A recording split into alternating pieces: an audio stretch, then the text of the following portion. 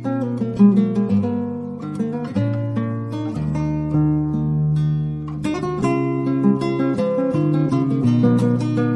Everyone, welcome back to my another video. And कैसे हैं आप सभी? Hope so everybody is doing good in their lives.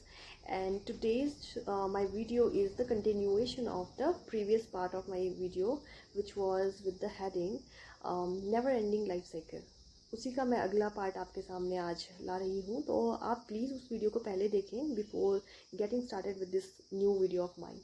सो होता क्या है कि उस वीडियो में मैंने कहा आपको छोड़ा था कि जो गुरु होते हैं वो अकेले रह जाते हैं और शिष्य सुबह उठते ही भाग जाता है वहाँ से। बुद्धा की मूर्ति भी ले जाता है जिसकी सुबह सुबह उठ के दर्शन करते थे दोनों गुरु और शिष्य।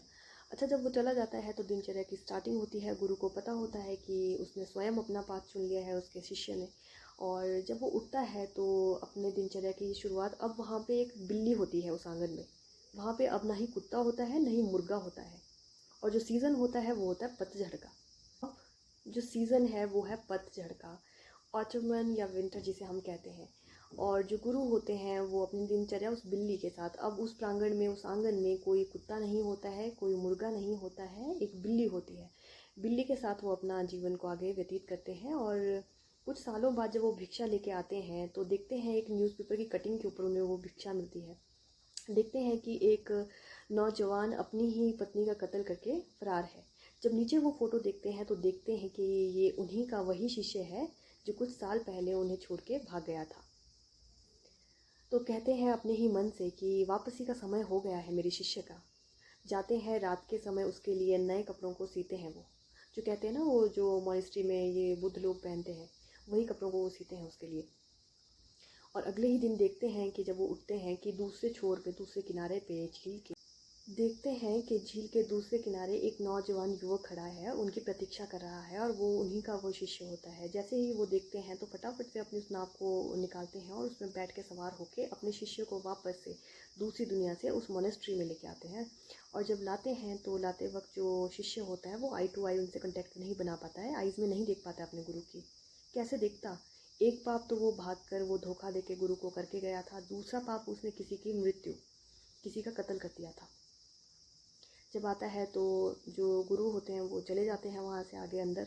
और जो शिष्य होता है वो, जो भागते समय वो एक बुद्धा की जो मूर्ति वहाँ से ले गया था, स्थापित की गई मूर्ति, उसको वहीं पे उसी प्लेस पे रख देता है।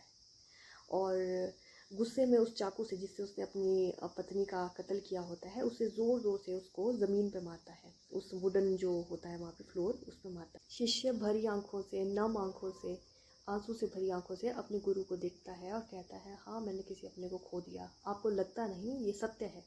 It is the truth, evident truth that I murdered my own wife with my these hands, with this knife, and now I'm regretting my action.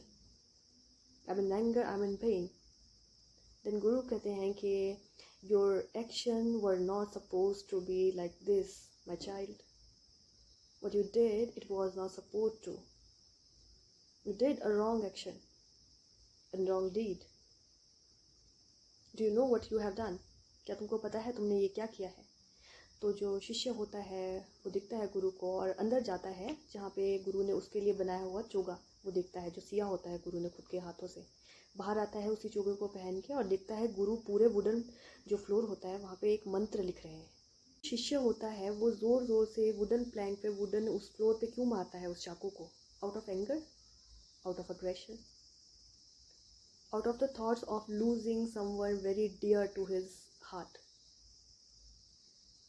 Because उसने खो दिया था उस इंसान को जिसके लिए वो अपने ही गुरु को धोखा देके भाग गया था। आज वो उसके साथ नहीं थी, उसकी धर्मपत्नी। Now he was in pen also. तो कहते हैं गुरु से देख के कि लगता है बहुत गुस्से में हो, लगता है बहुत पीड़ा में भी हो, लगता है किसी अपने को तुमने खो दिया है, लगता है किसी अपने से बिछोड़ा हो गया तुम्हारा, लगता है जो चली गई है वो कभी वापस नहीं आने वाली है, लगता है बहुत मायूस हो, लगता है खुद से ही बहुत घृणा है तुम्हें इस टाइम पे। तो शिष्य देखता है अपने गुरु, देखता है गुरु एक मंत्र लिख रहे हैं और वो जो मंत्र लिख रहे होते हैं वो कोई साधारण मंत्र नहीं होता है। वो मंत्र एक बिल्ली की पूंछ से वो लिख रहे होते हैं। उसमें इंक को डाल के डुबो को उसकी पूंछ को उससे वो लिख रहे होते हैं। और देखते ही अपने शिष्य को कहते हैं कि देखो ये कार्य तुमको अब करना है। मैंने पूरे यहाँ जो पूरा आपका वुडन फ्लोर है वहाँ पे मैंने लिख दिया है इस मंत्र को, तुम्हें ये इसी चाकू से इसको खुरेदना है और ये पूरे मंत्र को खुरेद खुरेद के एक सुंदर उसमें एक होता है ना कि नक्काशी वाला एक वुडन को जो पूरा फ्लोर है उसे बनाना है, ये तुम करोगे। तो जो शिष्य होता है वो लग जाता है अपने कार्य में और ज़ोर ज़ोर से गुस्से में, एंगर में, दर्द में उसमें ज़ोर ज़ोर से उसको खुरेदना स्टार्ट करता है उस पूरे मंत्र को। अब देखते हैं गुरु की तभी दूसरे छोर पे, दूसरे किनारे पे दुनिया में दो पुलिस वाले आए होते हैं डोर पे, और वो उन्हें लेने के लिए जो गुरु होते हैं वो जाते हैं नाव में। नाव में लेके आते हैं उन दो पुलिस वालों को गुरु अपने मोनेस्ट्री में, और वो पुलिस वाले कहते हैं he has murdered his wife and we have to take the action and therefore आप इसे हमें सौंपें, अपने शिष्य को। तो जो गुरु होता है वो कहता है कि मैं इसे सुबह ही आपको सौंप दूंगा, लेकिन इसे ये कार्य समाप्त करने दीजिए। जो होते हैं पुलिस वाले वो बुद्धिज़्म का, उस गुरु का जो लामा होते हैं उनका जो आदर है सत्कार में कहते हैं ठीक है हम वेट करेंगे सुबह तक का, लेकिन सुबह होते ही हम इसे ले जाएंगे। तो सुबह हो जाती है, पुलिस वाले बात करते रहते हैं गुरु से, और जो शिष्य होता है वो थक के सो जाता है। सुबह होते ही सो जाता है। जब वो सो जाता है तो जो पुलिस वाले होते हैं वो जो उसने उकेरा होता है उस वुडन पूरे फ्लोर पे, उस पर वो रंग भरते हैं कि जो बाकी का बचा कार्य है वो हम समाप्त कर देते हैं। जब वो रंग उसमें भरते हैं उस उखेरे गए में, तो वो इतना सुंदर, चमकदार, शानदार एक फ्लोर लगता है वुडन का कि देखते ही बन रहा था। उठता है शिष्य और चल पड़ता है उन पुलिस वालों के साथ। जब शिष्य बैठता है नाव पे उन दो पुलिस वालों के साथ, जो गुरु होते हैं वो खड़े होते हैं मॉनेस्ट्री के छोर पे, उस डोर पे, और लेकिन वो नाव चलती ही नहीं है। नाव काफ़ी प्रयत्न के बाद भी नहीं चलती है, नहीं वहाँ से हिलती है उस पानी के बीच से, झील से। तो देखता है जो शिष्य वापस मुड़ के अपने गुरु को, तो गुरु को वो स्माइल करता है शिष्य। गुरु समझ जाते हैं कि जो मुझे इसे पाठ देना था वो ये समझ गया। A lesson which I was teaching him, he has learn that, totally learn that. तो जो पाठ वो पढ़ाना चाहते थे वो था कि जब भी हमें हमारी परिस्थिति कुछ ऐसी हमारी लाइफ में आए कि हम आपा अपना खो दें, अपना संयम खो दें, पेशेंस खो दें, पेशेंस का ना होना और पेशेंस के पाठ को ना सीखना अपने गुरु से उसे कहाँ तक ले गया, एक उसको अपराधी बना दिया, एक जुर्म के पास लेके गया। अगर जिस टाइम पे वो भागा था उस अवस्था में, उस किशोर अवस्था में, वो उसी टाइम को अपने पढ़ाई पे लगाता, शिक्षा के अच्छा शिक्षा को एक ग्रहण करता, तो वो ये कुकर्म नहीं करता।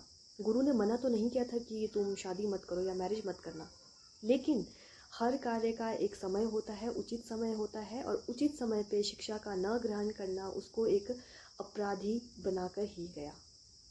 आज वो वक्त के सामने एक अपराधी के तौर पे था।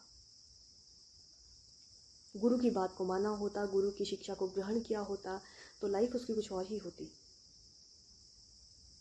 अब डिफरेंट फेजेस को जब मैंने अभी आपको बताई कि पतझड़ तक का, आपको स्प्रिंग सीजन से एक पतझड़ तक का मैंने बताया। किसी भी आपराधिक जो घटना होती है, किसी अपराध का, किसी जुर्म का, एक ही अगर आप जड़ देखेंगे तो एक ही है, वो है इलिटरेसी, ज्ञान की कमी, शिक्षा की कमी, एजुकेशन की कमी। एजुकेशन, वैसे तो जब हम पैदा होते हैं तो हम इंसान थोड़ी ना होता है, इंसानियत थोड़ी ना होती है हमें, हम जानवर की तरह होते हैं। क्यों पढ़ाई की ज़रूरत होती है, क्यों शिक्षा ग्रहण करने की ज़रूरत होती है? इंसानियत को हमें इनवाइव करने के लिए, हमें इंसानियत आए इसलिए हम शिक्षा को ग्रहण करते हैं, इसीलिए हम गुरु के पास जाते हैं, स्कूल्स में जाते हैं आज के टाइम पे। डिफरेंट फेजेस को मैंने आपको बताया, स्प्रिंग टू जो ऑटमन की है, इसमें आपने देखा कि बचपन में जो लड़का होता है वो एक कुत्ते से खेलता है। जब वो थोड़ा बड़ा होता है, यहाँ पे जो जितने भी बचपन से लेके बड़े होते तक जो लड़के ने, शिष्य ने, डिफरेंट जीव जंतुओं के साथ वो खेलता है, और डिफरेंट सीजन्स का इसका अपना ही एक इम्पॉर्टेंस है। जैसे मैं स्टार्टिंग से आपको लेके चलूँ, मछली का होना जो कि स्प्रिंग ऋतु में, बसंत ऋतु में होती है उसके साथ, जिसको वो पकड़ता है और मारता है, वो प्रतीक होती है चंचलता की। दूसरा स्नेक, स्नेक इसका प्रतीक है रिबर्थ एंड बर्थ का, हमारी लाइफ साइकिल का, कि हम जीते हैं और मरते हैं।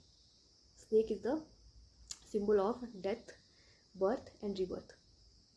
उसके बाद कुत्ता, जिसके साथ वो बचपन में उसी वसंत ऋतु में खेलता था, उसका मीनिंग है आज्ञाकारी होना, वफादार होना, कुत्ते की तरह। उसके बाद मुर्गा, जो कि आता है समर ऋतु में, गर्मी के मौसम में, जो है हमारी इच्छाओं का जागृत होना। जैसे कि वो भाग गया अपनी इच्छा के लिए, भटक गया और वो भाग गया वहाँ से, वो था मुर्गे का होना। उसके बाद सीज़न आता है, दिखाया जाता है इस पूरी स्टोरी में पतझड़ का, जब वो अकेला होता है वहाँ पे गुरु, और उसके साथ बैठी होती है एक बिल्ली। और बिल्ली किसका प्रतीक होती है? धैर्य की, पेशेंस की, कंसंट्रेशन की।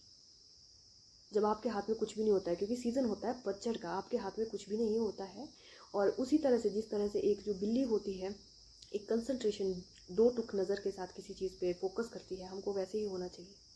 हमको फोकस करना है, हमारे पास चाहे कुछ हो चाहे ना हो, हमारे हाथ में कुछ हो ना हो। इसके बाद वो दिखाता है उस चाकू को कुरेदना, उस मंत्र को कुरेदना। इसका क्या अर्थ है? इसका अर्थ ये है कि जब भी हमें गुस्सा आए, हमारा आपा और संयम हमारे हाथ से निकल जाए, तो हमें अपनी एनर्जी को कहीं ना कहीं किसी ना किसी कार्य में, कोई और भी कार्य हो सकता है, क्वांटिटेटिव वर्क हो सकता है, क्वालिटेटिव वर्क हो सकता है, फिजिकल वर्क हो सकता है। अब जब वो जाता है उन पुलिस वालों के साथ और पीछे मुड़ के देखता है, गुरु को समझ आता है कि जो मेरी बची हुई शिक्षाएं थी वो ये खुद ही ग्रहण करेगा, और जितना मैं दे सकता था उतना मैंने आज इसको दे दिया, अब मेरे जाने का समय हो गया है।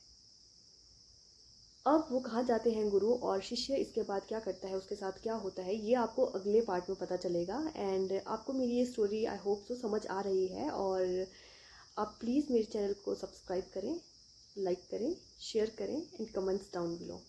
राधे राधे, श्री राधे कृष्णा।